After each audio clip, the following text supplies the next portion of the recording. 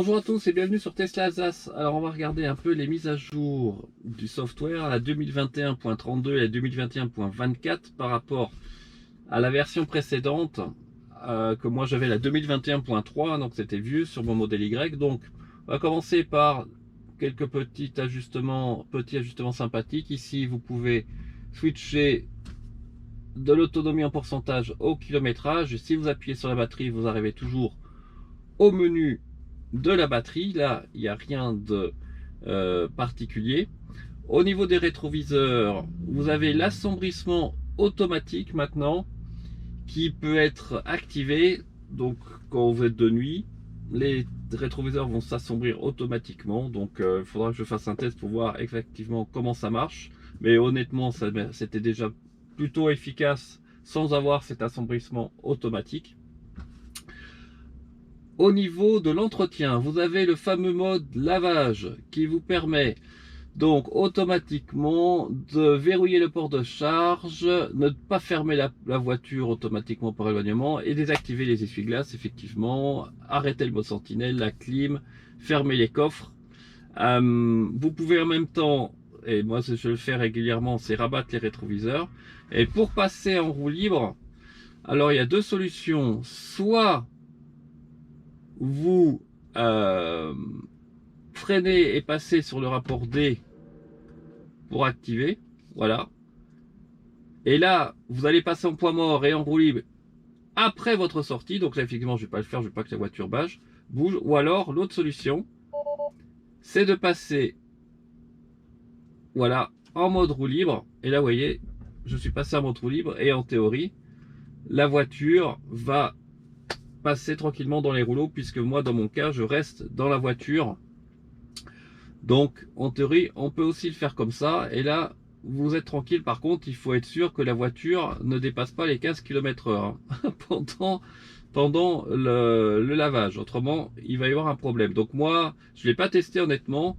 Ce que je pense plutôt faire, je testerai sûrement, mais pour moi, c'est pas vraiment très compliqué. Quand je vais au mode lavage, quand je lave la voiture, de juste désactiver les essuie-glaces, voilà, et évidemment je rabats les rétroviseurs et je passe en mode neutre, sachant que dans cette configuration précise, de toute façon, la trappe de recharge ne s'ouvre pas. Pourquoi? Parce que je suis en mode neutre. C'est quand vous êtes en mode parking et que vous ne fermez pas la voiture que là, effectivement, vous pouvez avoir un problème.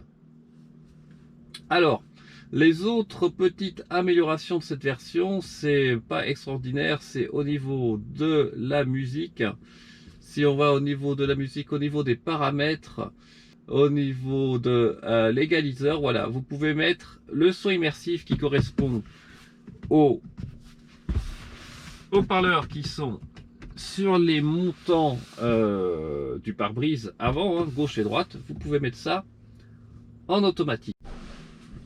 Alors dans la 2021.24, vous avez aussi la possibilité de maintenir la connexion Wi-Fi pendant la conduite. Alors ça peut être utile, notamment si vous voulez avoir accès aux vidéos en streaming, au karaoké, aussi la musique, le navigateur internet, voire la musique en streaming si vous avez votre propre compte Spotify. Donc vous n'avez pas besoin d'avoir l'abonnement premium de Tesla qui inclut le compte Spotify, mais aussi qui permet d'avoir la visualisation de la circulation en temps réel et les cartes avec vue satellite. Mais vous avez aussi, hein, même avec le mode standard inclus, sans l'abonnement premium, la prise en compte de la circulation, évidemment, hein, même si vous ne le voyez plus sur l'écran. Donc pour ça, il faut aller appuyer sur l'icône de Wi-Fi, plus réglage. Alors pour le mode Wi-Fi, en fait, il faut que vous puissiez vous connecter à un réseau, hein, et on va essayer de faire ça. Donc si je me connecte, recherche des réseaux Wi-Fi, on va voir ce que on peut faire. GoPro Pierre, ah bah si c'est le mot de passe, j'en ai pas. Donc on va mettre le mot de Pierre, le mot de passe pour mon téléphone. Voilà, donc là, en théorie, je me connecte à mon téléphone en Wi-Fi. Donc là, je suis en Wi-Fi. Et on va regarder si... Voilà, une fois que vous êtes connecté en Wi-Fi, alors il faut le faire avec votre téléphone évidemment, vous pouvez conserver la connexion en mode D.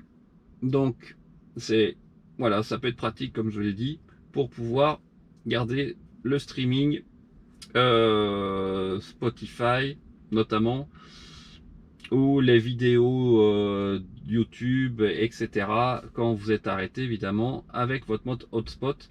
Mais ça veut dire aussi que vous devez constamment laisser votre téléphone en mode hotspot, ce qui consomme quand même pas mal d'énergie. Donc voilà, ça dépend vraiment de vos besoins en termes de connexion. Moi j'avoue que la connexion prévent, bon là elle est offerte pendant 1 an puisque la voiture est neuve.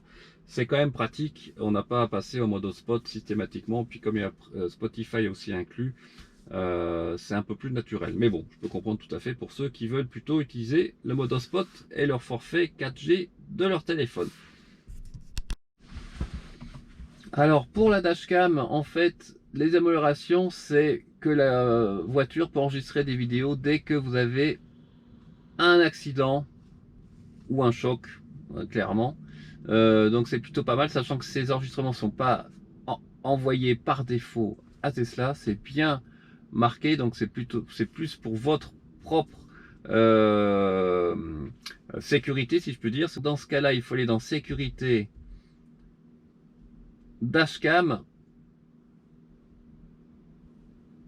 et ici, si vous mettez en auto, eh bien vous aurez aussi l'enregistrement automatique lorsque vous avez un accident ou l'airbag se déclenche. Et puis vous pouvez évidemment rajouter l'ajout automatique quand vous klaxonnez, ce qui est aussi bien pratique dans certaines circonstances. Voilà, écoutez, j'espère que cette petite vidéo vous a plu. Je vous remercie encore pour votre fidélité et puis on se dit à très bientôt sur Tesla Assas. Ciao.